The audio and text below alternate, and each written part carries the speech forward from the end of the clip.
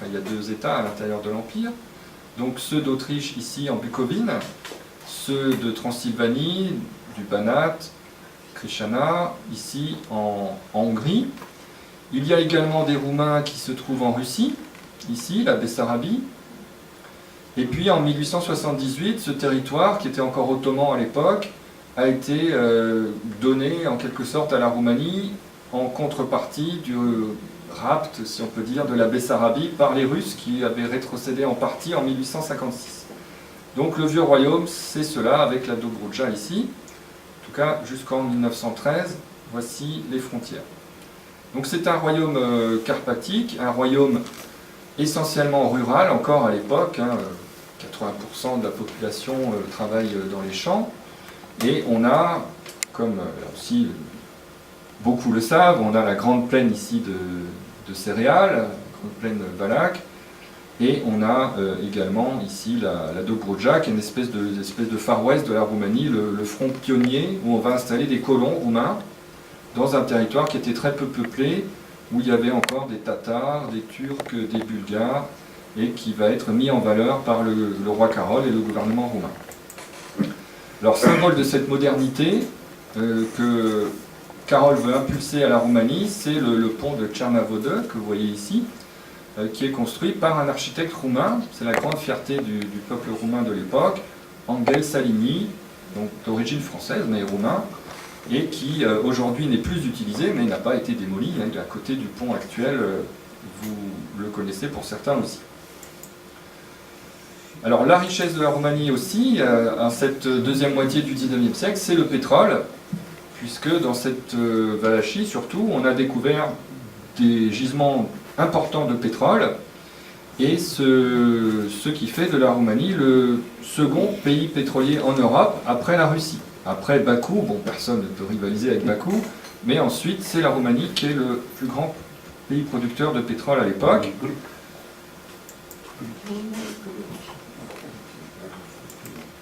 Pardon, on est allé un peu trop vite. Alors la reine Marie est princesse, elle attend, on le sait, de monter sur le trône parce qu'elle a des idées, elle a des projets, mais bien entendu, il faut attendre le décès du roi Carol, parce qu'à l'époque, ce n'est pas comme le roi d'Espagne ou la reine des Pays-Bas d'aujourd'hui, ou même le pape d'aujourd'hui. Les souverains ne prennent pas leur retraite, et donc ils sont souverains jusqu'à la mort, sauf rarissimes exceptions. On connaît celle de Charles Quint, par exemple. Alors la reine se trouve toujours dans les coulisses lorsqu'éclate la guerre balkanique. La première guerre balkanique en 1912, qui concerne la Ligue balkanique, donc la Serbie, la Grèce, la Bulgarie et le Monténégro, qui attaquent la Turquie pour chasser les Turcs d'Europe. On a parlé parfois de la dernière croisade, de terminer l'œuvre commencée par les Autrichiens, les Russes au XVIe, XVIIe siècle, qui ont progressivement reconquis toute l'Europe de l'Est vis-à-vis des Turcs. Alors ce n'est pas uniquement une guerre religieuse, bien entendu, c'est aussi l'affirmation des nations du sud-est européen. Et au cours de cette première guerre, la Roumanie est spectatrice. À l'issue de cette première guerre, où les Bulgares manquent d'entrée dans Constantinople, les grandes puissances s'affolent, il ne faut pas que les Bulgares arrivent à Constantinople, parce que peut-être derrière eux arriveront les Russes, il ne faut surtout pas que les Russes contrôlent les détroits. Donc on impose une paix, et c'est la paix de Londres. Et à cette paix de Londres, de cette paix de Londres, les Bulgares ne sont pas satisfaits. Donc ils décident d'attaquer tous leurs voisins et anciens alliés, et ils leur déclarent la guerre. Les Roumains, cette fois-ci, interviennent contre les Bulgares, et même les Turcs se retrouvent en guerre de nouveau contre les Bulgares avec les Serbes et les Grecs qu'ils combattaient quelques semaines auparavant. Donc c'est la seconde guerre balkanique, à l'issue de laquelle, je reviens à notre carte de tout à l'heure, la Roumanie annexe ici le quadrilatère. Donc ce qu'on appelle parfois aussi Dobroudja du Sud, une région qui, il faut quand même l'avouer, est très peu roumaine. Les Roumains eux-mêmes le diront plus tard. Environ 90% de la population n'est pas roumaine, elle est essentiellement bulgare, tatar, turque, tzigane. Mais c'est un moyen de consolider la défense du sud de la Dobroudja. Néanmoins, en faisant cela, la Roumanie se met définitivement à dos la Bulgarie et en fait un ennemi implacable. alors que de manière curieuse, elle ne s'en rend pas compte. Et on va le voir en 1916, on prend très peu de précautions sur le Danube, et c'est de là que vient la catastrophe. Alors la reine Marie et la princesse Marie, encore à l'époque, et le prince Ferdinand s'installent au palais de Cotroceni, que vous voyez ici. On leur construit une aile nouvelle, on réaménage l'intérieur pour eux. Ici, vous voyez l'état en 1896, donc au cours du règne de Carole Ier. Donc palais qui aujourd'hui est visitable, c'est un musée, donc ici une photo actuelle. Donc, palais qui a beaucoup souffert aussi du tremblement de terre de 1977, mais qui a été pas mal restauré ces dernières années. Et alors la reine Marie va donner libre cours à son esprit créateur. Alors bien sûr pour nous, c'est peut-être pas le goût actuel, mais c'était la mode de l'époque. On aimait bien les intérieurs très chargés. Vous voyez donc des peaux de bêtes, des tapis. Le style, elle affectionnait beaucoup le style un peu néo-roman, mélange de néo-roman, de néo-byzantin. Et puis beaucoup d'objets, beaucoup de bibelots, des fleurs, etc. Donc c'est elle qui préside à la décoration de ce palais. Elle séjourne aussi à Sinaia. Donc à Sinaia, il y a le palais Pélesh. On va construire un petit palais Pélichor pour Ferdinand et Marie, donc dans les montagnes tout près de la frontière de la Hongrie de l'époque. Et là aussi, bien sûr, c'est toujours visitable aujourd'hui.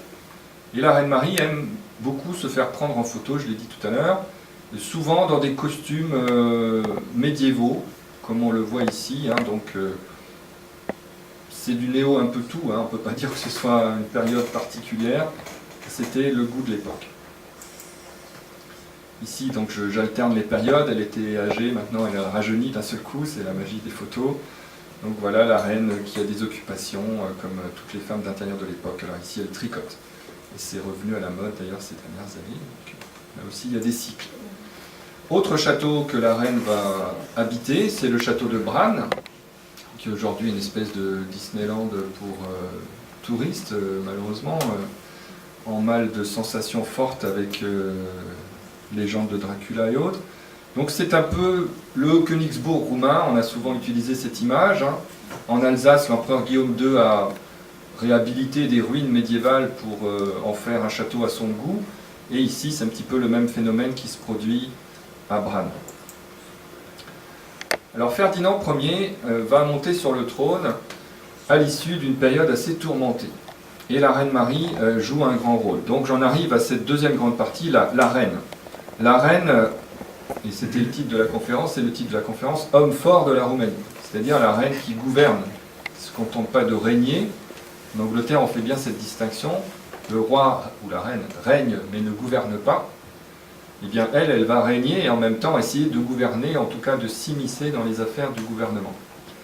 Alors, le roi Carole, en août 1914, est face à un cruel dilemme. Il est prussien, né en Prusse, d'ailleurs Ferdinand aussi est né en Prusse, c'est seulement son fils qui est le premier à naître en Roumanie, Carole II, futur Carole II. Donc tous deux sont prussiens. Évidemment, leur cœur penche du côté de l'Allemagne. Et en 1914, le premier mouvement de Carole, c'est de faire entrer l'armée roumaine aux côtés des Allemands et des Autrichiens en guerre contre les Russes. On ne parle pas d'envoyer des troupes sur le front français, mais au moins sur le front oriental. Et donc il convoque un conseil de couronne bien connu au château de Pélesh, le 3 août 1914, pour révéler à la classe politique qui a été réunie là que la Roumanie est liée par traité à la Triplice, à l'alliance allemande. Alors certes, tout le monde savait que la Roumanie était liée à la Triplice, mais très rares étaient ceux qui connaissaient les termes exacts du traité. Dans quel cas, donc en latin, casus foederis, dans quel cas est-ce que la Roumanie doit intervenir? Dans tous les cas, ou seulement si l'Allemagne est attaquée? Alors justement, les hommes politiques qui sont contre l'intervention, c'est-à-dire la très grande majorité d'entre eux, vont chercher la faille juridique. La faille juridique, c'est que la Roumanie doit intervenir seulement si l'Allemagne a été attaquée. Or, c'est l'Allemagne qui a déclaré la guerre à la France. Bon, par ailleurs, la Russie lui a déclaré la guerre, donc on peut évidemment en chipoter. Mais le roi se rend vite compte que tout le monde est contre lui, sauf il n'y a qu'une seule personne qui vient à son secours, c'est Petré Carpe, un boyard qui, comme lui, avait été élevé en Prusse et qui était un germanophile bien connu, et tous les autres refusent l'entrée en guerre. Donc le roi est désavoué et il en est profondément meurtri. On dit même qu'il est tombé en dépression à la suite de cette affaire. Dans ses mémoires, la princesse Marie encore dit qu'elle l'a vu sortir de la bibliothèque où se tenait la réunion. Il était comme un cadavre. Donc effectivement, il n'a eu que quelques semaines encore à vivre. Alors il y a des légendes qui expliquent qu'il s'est suicidé. Bon, tout ça, ça a l'air complètement fantaisiste. Mais très certainement, il s'est laissé aller parce que il l'a dit d'ailleurs au cours du Conseil de la Couronne, c'est l'œuvre de toute ma vie que vous remettez en question, en refusant l'entrée en guerre de la Roumanie aux côtés des Allemands. Donc il meurt le 10 octobre 1914, donc je prends les dates du calendrier grégorien, et donc Ferdinand monte sur le trône le 10 octobre. Il n'y a pas de couronnement, on est en guerre, même si la Roumanie est neutre, et donc on décide de faire les choses avec une certaine simplicité. Alors au cours de cette première partie de la guerre, c'est la neutralité. La Roumanie, certains Roumains vont faire des affaires avec les deux belligérants. C'est évident que pour le paysan de base, peut-être la pluie de veille, il ne l'a pas vu tomber dans son champ. Mais un certain nombre de gens, de négociants, de boyards, ont fait de belles affaires avec les Allemands, avec les Autrichiens, avec les Russes, avec les Anglais. Et la Roumanie commence à avoir une image assez mauvaise dans les opinions publiques, aussi bien alliée que des puissances centrales. C'est le pays qui finasse, c'est le pays qui est entre deux, c'est le pays qui profite de la guerre, alors que les autres se font tuer sur les champs de bataille. Et cette image, évidemment, le roi Ferdinand et la reine Marie la regrettent, comme beaucoup de Roumains, et il faut sortir de cette situation. Donc il y a trois solutions. Première solution, on ne fait rien, donc on reste neutre. Deuxième solution, on entre en guerre du côté des puissances centrales. Là, même les germanophiles les plus enragés ont perdu tout espoir d'arriver à ce résultat. Et troisième solution, celle qui gagne de plus en plus de partisans, c'est d'entrer en guerre aux côtés de l'Entente. Alors qui veut entrer en guerre aux côtés de l'Entente? Eh bien surtout ceux qui sont particulièrement sensibles à la question de Transylvanie. Et on voit dans les textes de l'époque, on appelle la Transylvanie l'Alsace-Lorraine des Roumains. Donc récupérer la Transylvanie, comme à l'époque de Michel Lebrun, pendant quelques mois, pour réunir les pays roumains. Ceux qui sont neutralistes ou germanophiles sont souvent des gens qui admirent certes l'Allemagne, sa puissance industrielle, sa science, sa culture, mais aussi souvent qui sont plus sensibles à la question de Bessarabie qu'à la question de Transylvanie. Donc pour eux, il faut entrer en guerre aux côtés des Allemands pour pouvoir récupérer la Bessarabie au moment de la paix, puisque les Russes seront vaincus. Ils en sont persuadés. Alors la reine Marie, maintenant reine, va jouer un rôle important à cette époque-là. Donc voilà une photo de la reine à la fin de la guerre. Elle va faire pression sur son mari, le roi Ferdinand, et on sait bien que les femmes ont un rôle aussi important en coulisses, même à une époque où, en principe, ce sont les hommes qui font l'histoire. Donc, elle a ce rôle important, elle a aussi tout un réseau dans la bonne société roumaine, et elle est aussi très proche de tous les diplomates de l'Entente, notamment du diplomate français Blondel, dont la fille a épousé un boyard roumain, le préfet d'un arrondissement de Dobruja. Elle a écrit ses mémoires d'ailleurs, qui ont été publiées il y a une dizaine d'années, Yvonne Blondel, en Roumanie pendant la guerre. Et puis également, elle est proche bien sûr du ministre anglais, Barclay, et des autres ministres alliés. Parce que la Roumanie étant, selon les critères de l'époque, une petite puissance, il n'y a pas d'ambassade de France ou d'Angleterre en Roumanie, il n'y a que des légations, et le titulaire d'une légation a le rang de ministre, et non pas d'ambassadeur. Même si parfois c'est assez compliqué, il peut être ambassadeur à titre personnel, mais bon. Donc elle agit avec tout ce groupe pour pousser le roi Ferdinand et les hommes politiques roumains à déclarer la guerre à l'Allemagne. Alors c'est fait le 27 août 1916, la Roumanie entre en guerre aux côtés des Alliés contre l'Autriche. Alors je dis bien contre l'Autriche puisqu'elle ne déclare pas la guerre à l'Allemagne, elle ne déclare la guerre qu'à l'Autriche. Et dans la déclaration de guerre, on explique que c'est le sort inhumain réservé aux frères de Transylvanie qui est l'une des premières motivations de l'entrée en guerre de la Roumanie. Mais l'armée roumaine, c'est ça. Alors évidemment, il y a quelques unités équipées de manière moderne, mais il y a surtout une armée obsolète qui vit sur de vieux souvenirs et qui n'a pas, disons, pris en compte les évolutions récentes de la guerre. Alors, l'armée française était, à bien des égards, un peu dans la même situation en 1914. En 1914, on venait de rétablir depuis quelques années les lances dans la cavalerie. Une époque où la mitrailleuse, le canon à tir rapide, et on l'a vu tout de suite au début des combats, rendait totalement obsolètes les charges de cavalerie. Donc chaque armée a dû faire son école, si on peut dire, et se mettre à la page, et ça a été fort douloureux, et on sait bien pour les Français, l'année 14, c'est l'année la plus meurtrière de la guerre. C'est pas au moment des tranchées qu'on meurt le plus, c'est au moment où on se bat dans les champs et on est aligné par des mitrailleuses par dizaines. Le président du Conseil roumain, Ionel Brătianu, le fils du Brătianu qui avait obtenu l'indépendance de la Roumanie en 1878, avait quand même commencé à prévoir un peu les choses quelques mois auparavant. Donc il avait commencé à faire des achats en France, en Angleterre, même aux États-Unis, même au Japon, en Russie, mais tout ça n'était pas encore arrivé en Roumanie. Les Roumains manquaient de tout, et notamment de véhicules automobiles, comme vous le voyez ici, et même de chevaux, puisqu'on voit que les canons sont tirés ici par des bœufs. Donc le début de la campagne, ça a été une catastrophe assez rapidement. Il y a eu quelques jours d'euphorie. D'ailleurs, je reprends le parallèle avec la France. Hein, c'est comme la France les Français entrent en Alsace-Lorraine en août 1914. Pendant quelques jours, ils arrivent jusqu'à Mulhouse, Sarrebourg, presque Colmar. Et puis, les Allemands lancent la contre-offensive et puis ils sont chassés de presque partout. Alors, les Roumains entrent en Transylvanie, leur Alsace-Lorraine, et ils en sont chassés assez rapidement parce qu'ils ont négligé leur front sud, le front de Dobroudja, où les Bulgares leur tombent dessus dans le dos, puisque naïvement les Roumains ont cru que les Bulgares ne les attaqueraient pas. En plus, ces Bulgares sont épaulés par les Allemands, donc c'est la catastrophe de Turtucaia. Là, on peut faire confiance à nos amis bulgares, il y aura certainement quelques commémorations cet été. Je ne sais pas si les Roumains seront invités. En France, maintenant, tout est franco-allemand. Alors, est-ce qu'en Roumanie, en Bulgarie, tout sera roumano-bulgare? C'est à voir, c'est pas sûr. Et la France décide d'envoyer une mission militaire pour soutenir l'armée roumaine.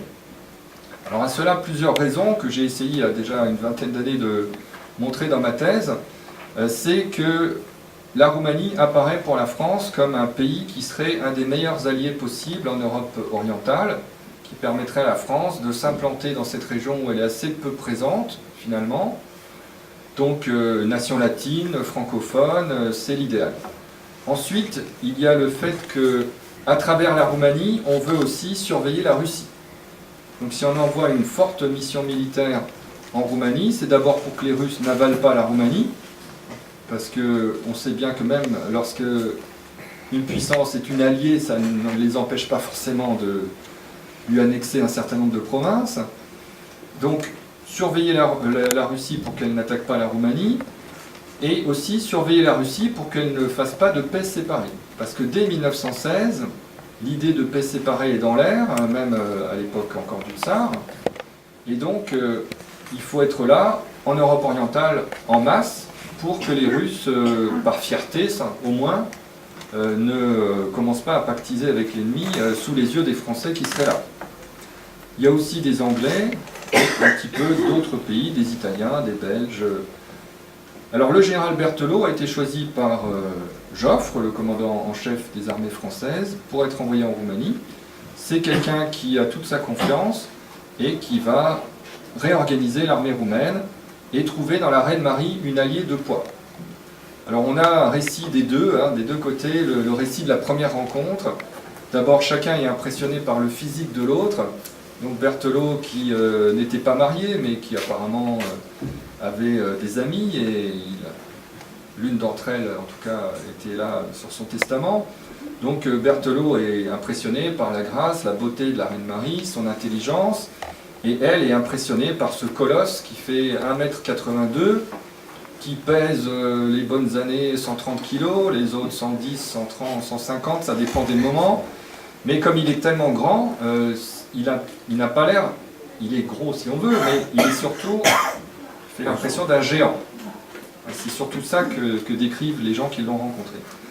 Alors Berthelot et Marie vont être tout de suite des alliés, et outre la réorganisation militaire proprement dite, les Français vont amener des avions, des mitrailleuses, et vont enseigner l'usage de toutes ces armes aux Roumains, avec des alliés dans l'armée roumaine, comme le général Prezan, des adversaires aussi, comme le général Averescu. Et outre cet aspect militaire, évidemment important pendant la guerre, il y a aussi un aspect politique.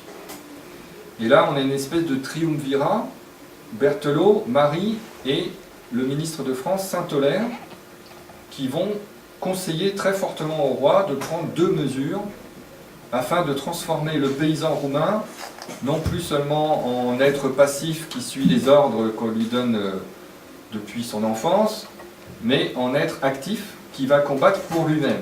Et si on veut qu'il combatte pour lui-même, il faut lui donner 2 choses, la terre et le suffrage universel. Donc à la fin de 1917, le droit de vote.